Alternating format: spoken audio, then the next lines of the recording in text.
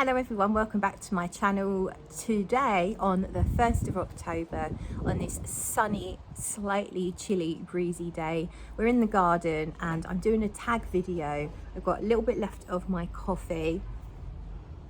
I kissed a Smurf, there's my lipstick. And we're going to do a tag video that Lizzie over at Rose and Jones tagged me in. A really fun video. To be honest, I was a bit daunted because it required some work and I'm a bit lazy.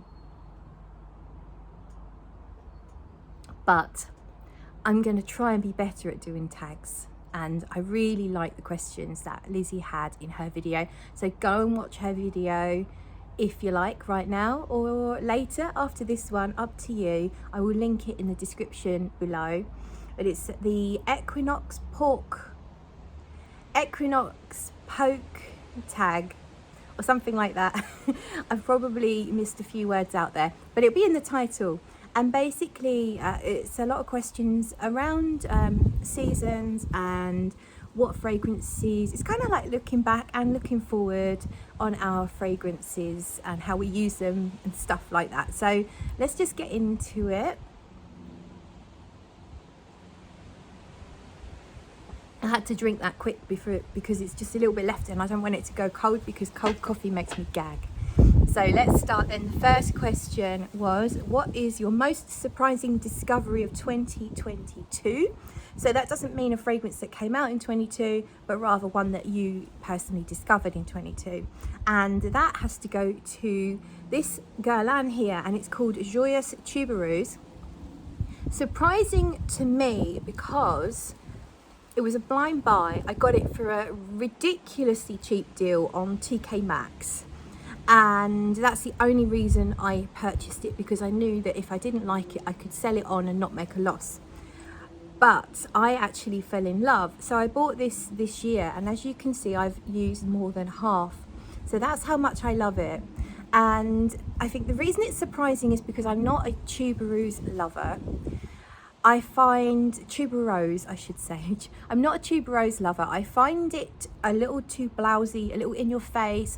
It's a note that can wear me. It's a very big and bold floral fragrance usually, but every now and then I find a tuberose that I really like, and this is certainly one of them. So there's not just tuberose in here, there's another white floral, I can't remember, might be jasmine.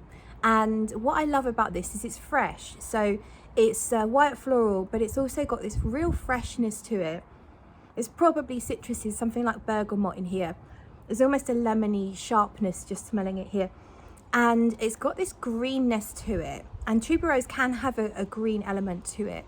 And it definitely does here. But it's almost like that sweet green grass, dewy green grass. It's a green note I can really like and really enjoy. So you've got a gorgeous, gentle white floral that's fresh. It's a little bit sharp, but it's not too sharp. But it's not too heady. And then it's this gorgeous guirlande dry down. It's that typical large ématillère dry down, but it's not as heavy on the vanilla as quite a lot of them can be.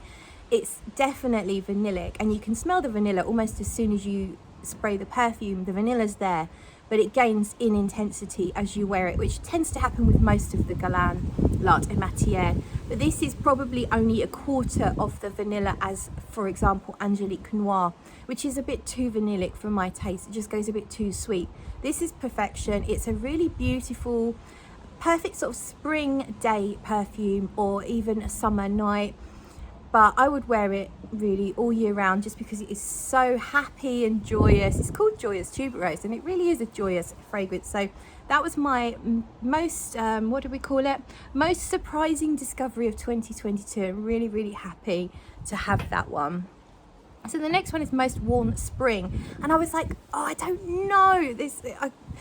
I don't know what I wore the most, but there's one that really does get worn a lot in spring and summer, but more so in spring, and that is Sex and the Sea Neroli, and that's from Francesca Bianchi. And the reason I go for it in spring the most is because it really is a strong fragrance. It's a beast mode, considering it's pretty fresh. So It has quite a bitter greenness to it, especially when you first spray it. It's got obviously neroli, but I'm pretty sure it's got things like petitgrain and various citruses. Apparently there's coconut in here. I never really get that, but I do get a sweetness, and particularly when it sort of dries down. There's vanilla in here too, and you get a little bit of that. The more it dries down, you get a little bit more of the vanilla. There's a lot more going on in here than I'm describing. There's definitely some florals. I can't remember what. It wouldn't surprise me. Orange blossom would totally work because obviously neroli is the same thing, kind of just extracted differently. I'm not really sure, but for some reason this perfume is so strong and so long lasting. So it will cut through the coolest spring days, and but it also really works on the warmer days because it's just got this tart, green, bitter freshness about it that just keeps you feeling refreshed. So that one is a really great spring perfume that I've definitely worn a lot in spring. Most worn summer, that was easy. I didn't have to think. I know, because I've actually almost emptied this bottle. It's Ylang Ylang Nosy Bee. Like, I think there's like maybe one more wearing in here. So this will be repurchased without a shadow of a doubt. I absolutely love Ylang Ylang Nosy Bee. This is also my holiday scent. If I go abroad, which I like to do as often as I possibly can, I actually take the lovely Alicia, a friend, a fragrance friend. We're in some Facebook groups together. She comes on the channel and joins in the live chats and stuff. And she really kindly sent me a set of the X-Ray travel sizes. And I take those on holiday with me. And I've probably emptied 2 of them already. And I will actually keep them and I've done that with one of the empty ones already. I've refilled it with the eau de parfum. The extract and the eau de parfum to me are not wildly different, and I probably prefer the eau de parfum, but it's just not much in it really. So I would definitely be repurchasing the eau de parfum. But I wear it on holiday. It's a really heady, I think there's ylang. There might be another, oh, I know there's ylang. There might be another white floral in here. There's a touch of a hint of spice, and there's the most beautiful vanilla, and it's rich and sumptuous. It feels very natural. It does not smell like cupcake frosting. It is a proper vanilla. It smells amazing. The dry down is thick and unctuous. The texture is gorgeous. It's rich, it's long lasting, and I can wear it on a hot summer's day. Even though it's really rich, I can wear it on a hot summer's day and never feel like it's cloying.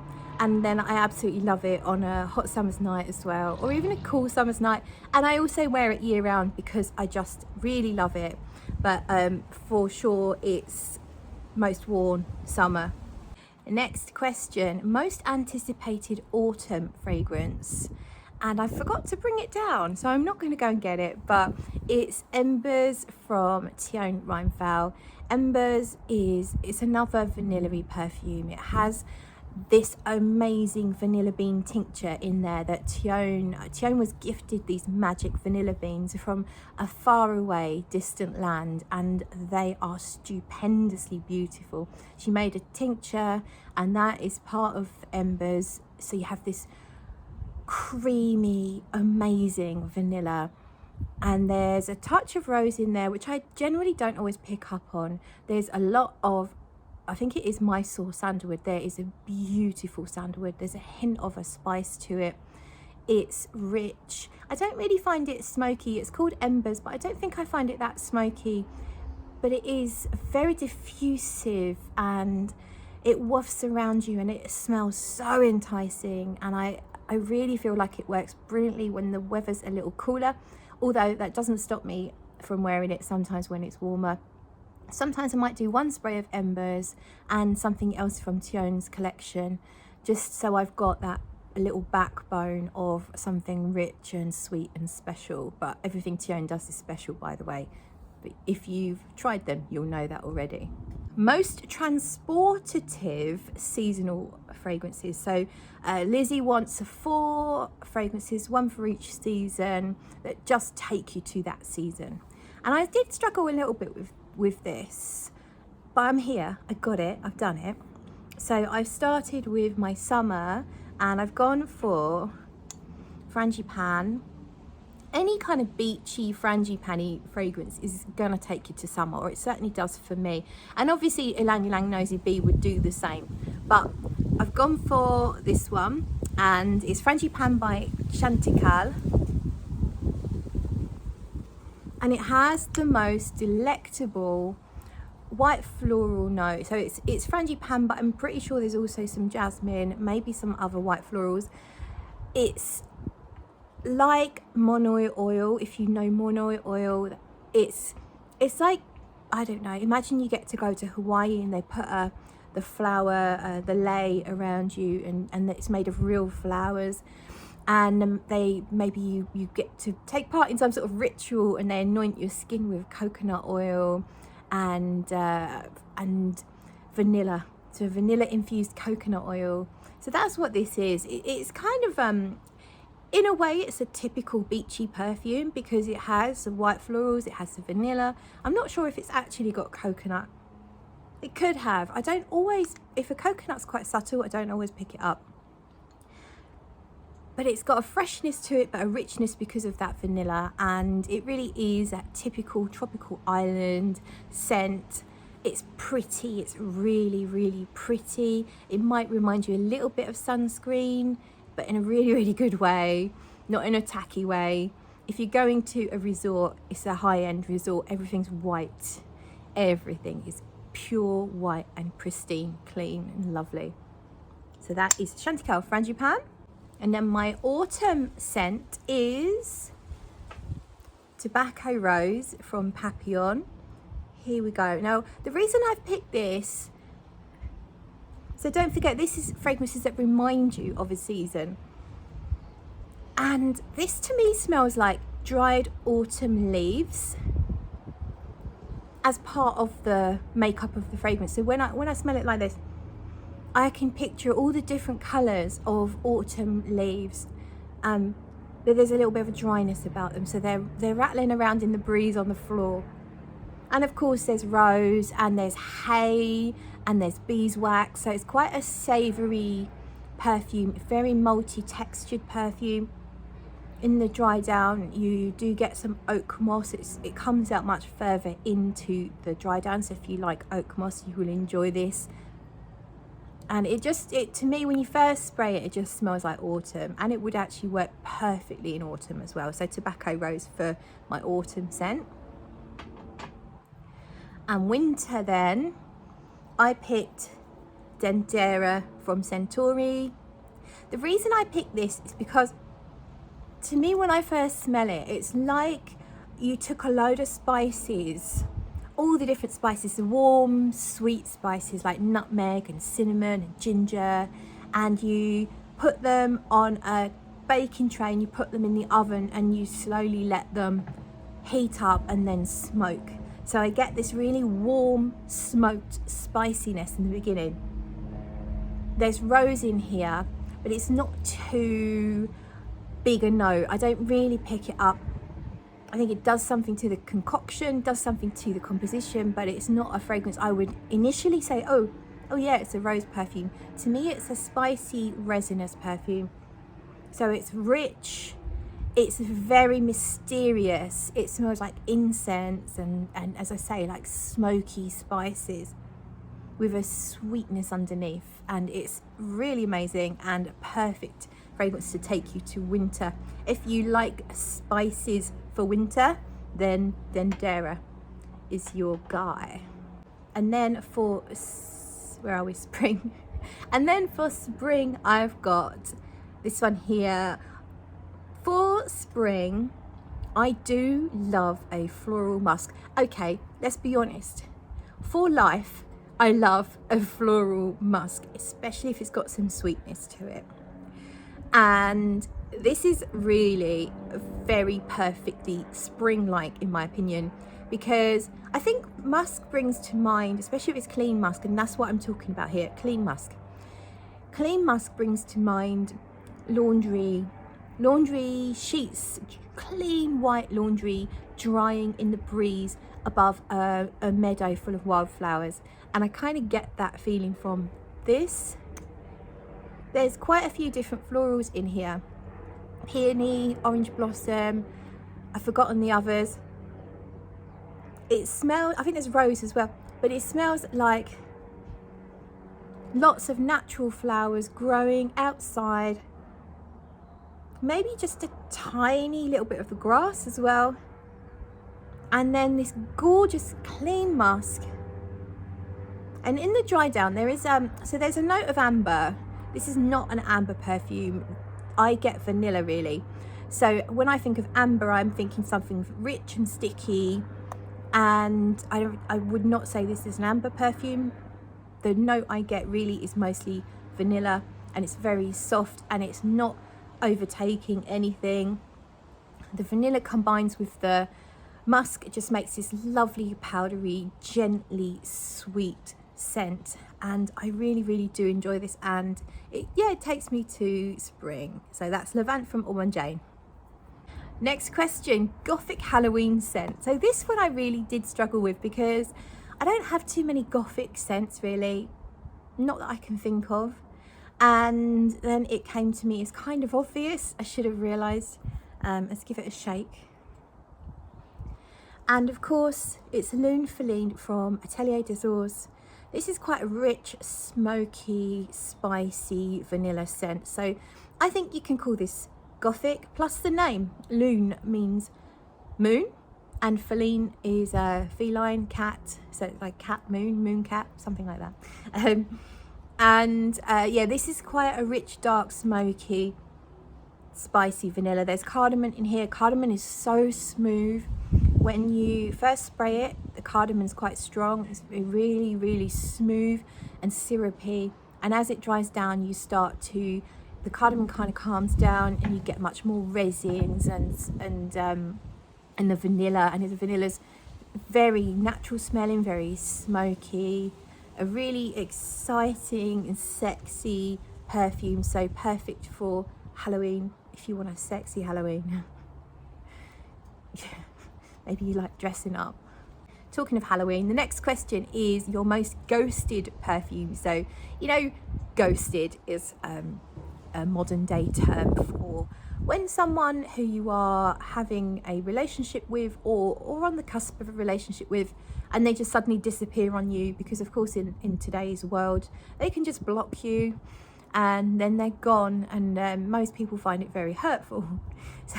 So that's the term ghosted for anyone who is not familiar with it, or maybe if English isn't your first language, you don't use that term. So my most ghosted perfume is probably Oriana from Parfums de Marly. I mean, I've used a lot. I think you can you see through? I think the line is about here. So I have used a lot. I've had it for a year and a half maybe. And when I first tested it, I fell in love and I had to have it. I was obsessed. The sample, I kept on sniffing and doing one little spray and sniffing. And I was like, oh my God, I've got to have this. I love it so much. And then I definitely used quite a lot of it. I really did enjoy it. And I still do really enjoy it. It's an orange blossom, vanilla, marshmallow, musky scent. It's everything I like in perfume. It doesn't smell particularly natural. I wouldn't be surprised if the vanilla is just vanillin,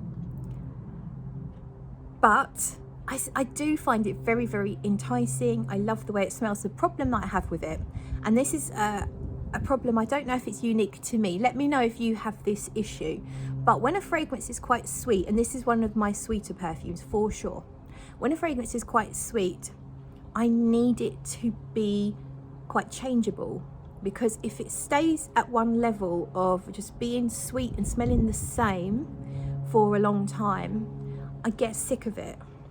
Not in the it makes me feel sick kind of way. It doesn't make me feel nauseous. It doesn't do anything to me physically, but it's like I get bored of it. I get annoyed with how sweet it is and the fact that it's not doing anything. And I can be okay with a linear scent if it's not so sweet.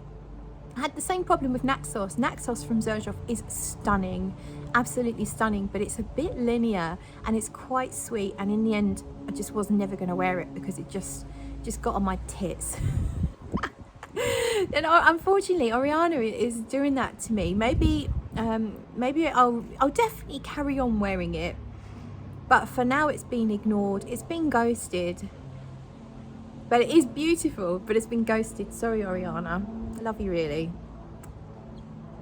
Okay, so the next question. What is my next fragrance that I'm decluttering? I forgot to bring that out as well because I've got it on a shelf to sell. And it's Iris Shot from Olfactive Studio. This might be a shock to anyone that saw my video about it when I first discovered it and when I first bought it. Another one like Oriana, I just was obsessed, had to have it, the sample, I kept on sniffing, eked out to the last little tiny drop of the sample, and then eventually caved and bought it. Iris Shot is a gourmand iris. It's got a slight hint of almond in it and a very rich kind of sweet dry down, lots and lots of lovely iris. It's in my opinion, and I still hold this opinion, it is a masterpiece. It's Dominic Ropion, and he is a genius. He does make some amazing perfumes, and I genuinely believe Iris Shot is stunning, but it's a bit too rich and a bit too sweet for me. And the last few times I tried it, I was just like, oh, it's just a bit too sweet. Like, I don't know what happened because I loved it so much. So unfortunately I am decluttering Iris Shot, even though it's amazing. So next question, what's my next purchase? Well, it's kind of already happened, but I'm going to do this one because I actually haven't been buying much lately. I haven't bought much for months. I've bought some Teone Reinthal perfumes and I just haven't been bothered about buying stuff. I've been busy. I've been doing my paddleboarding, just kind of living life, loving summer, and just being distracted really.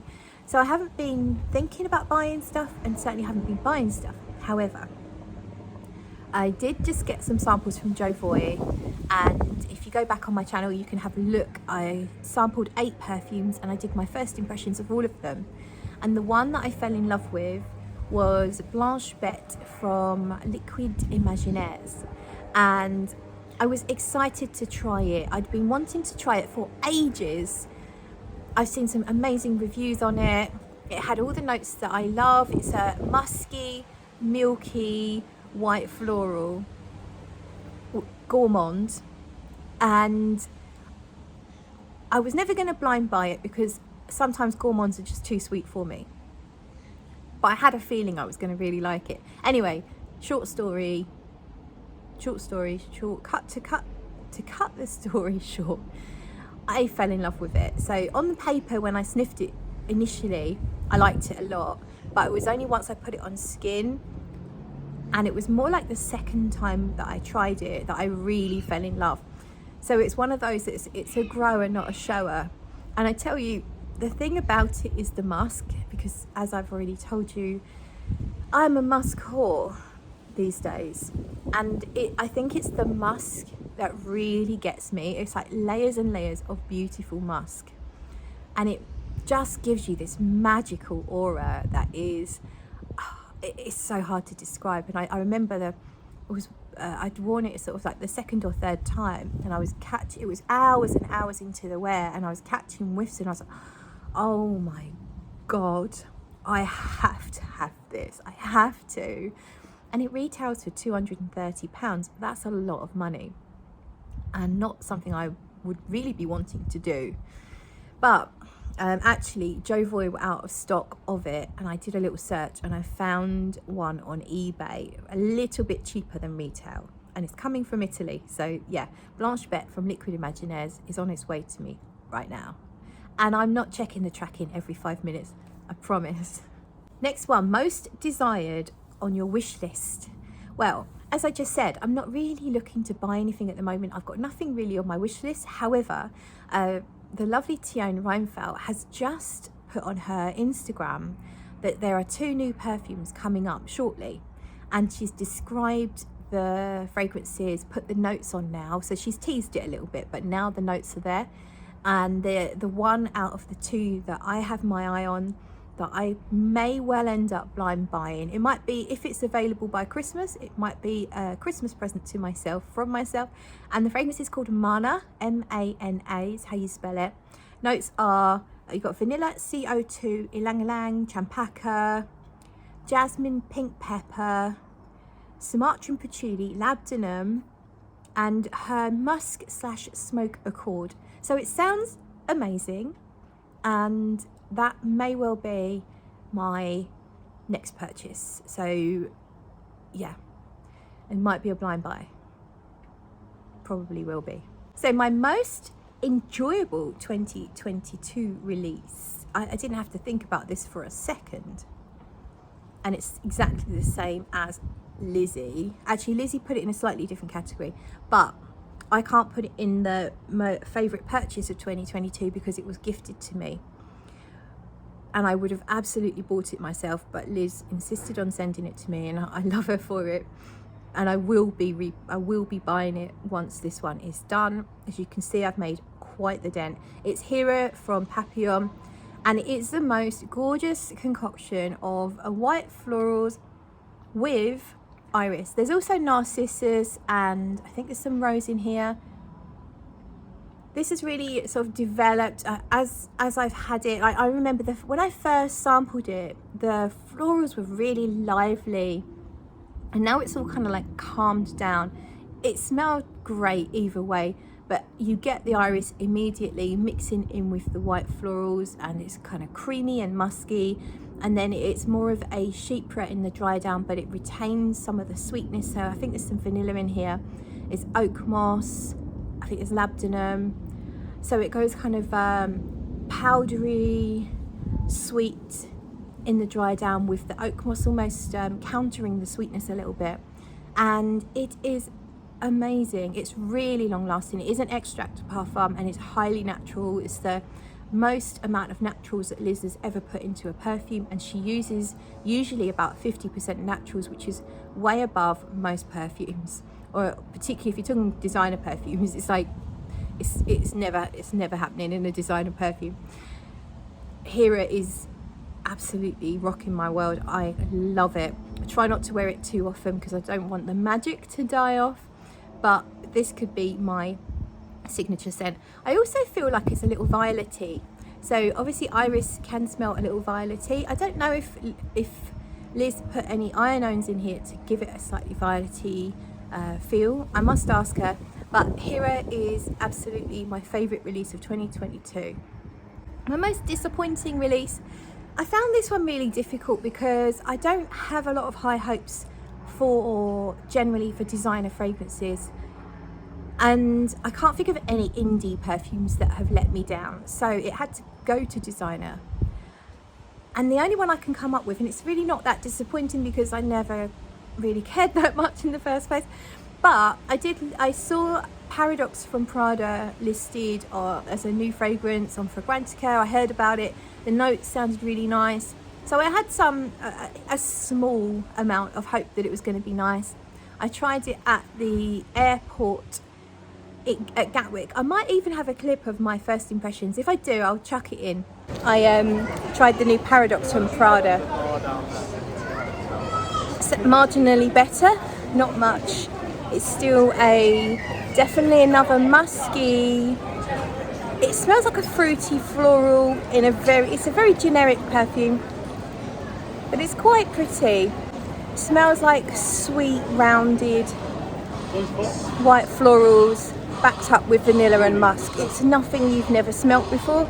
If you've smelt 20 perfumes in your life, you've smelt something like this before already. But it's perfectly palatable, probably suit a younger crowd. Definitely nothing I'm buying anyway.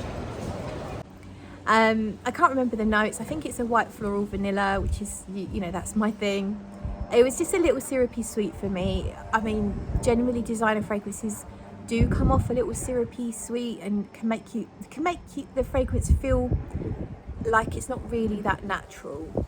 So I'm not saying it smells like those synthetics I don't like. I'm not saying that at all, but when a fragrance goes quite syrupy sweet, it just smells synthetic in that way, in that it's not really come from nature. And that's kind of what I got from Paradox, but shouldn't have been surprised really at all. So my favorite purchase of 2022, and I decided to go with Au Naturel, so another Teone Reinthal. I've only had this one a couple of months, and as you can see, I've used a lot. Au Naturel is such a beautiful, fresh perfume with a little bit of depth. It just makes me so happy. So the notes are green mandarin, cardamom, cinnamon leaf, Tolu balsam, rose otto, night blooming jasmine, ambrette, aged Sumatran patchouli. I honestly have trouble describing this perfume, which is why I've got the notes here, because I don't find it particularly spicy like you might expect with the 2 spices there. To me it smells like a mixture of beautiful citruses. I do smell the jasmine in here. There are times I smell this and I think I get a little lavender, which is definitely not a listed note. It's got a smoothness, but it's also got a little powderiness. It's got a little kick. It's got depth. You've obviously got that ambrette, which is a musky note. You've got the aged patchouli. I really like aged patchouli. It's drier and less, I don't know, modern patchoulis that you smell in designer perfumes often smell kind of like moist, earthy. They can veer a little chocolatey, but when I smell an aged patchouli, it's drier, it's earthier, but in a very natural way, and almost like a dust, earth in dust form. I don't know, I just generally really like aged patchouli. And yeah, the sum of all these parts is this kind of like fresh floral citrus with this sort of sweeter, richer depth to it, and I really love it. Wow, okay, that's it, finally. Half an hour that took me. Oh my god, I do go on, I'm so sorry about that, but I hope that you enjoyed it, and please do take part in the tag if you feel like it. Do go to Lizzie Bean's video and you'll see all the questions below her. So that's Rose and Jones, for those of you that don't know. Yes, I'm not going to tag anyone specifically, but please, feel free to do it on whatever platform you choose. Be lovely if you could tag myself and Liz, Rose and Jones, so that we can see your answers, because such fun questions is really good to get to know people's collections and tastes and stuff. So thank you so much for watching, and I'll see you in another video.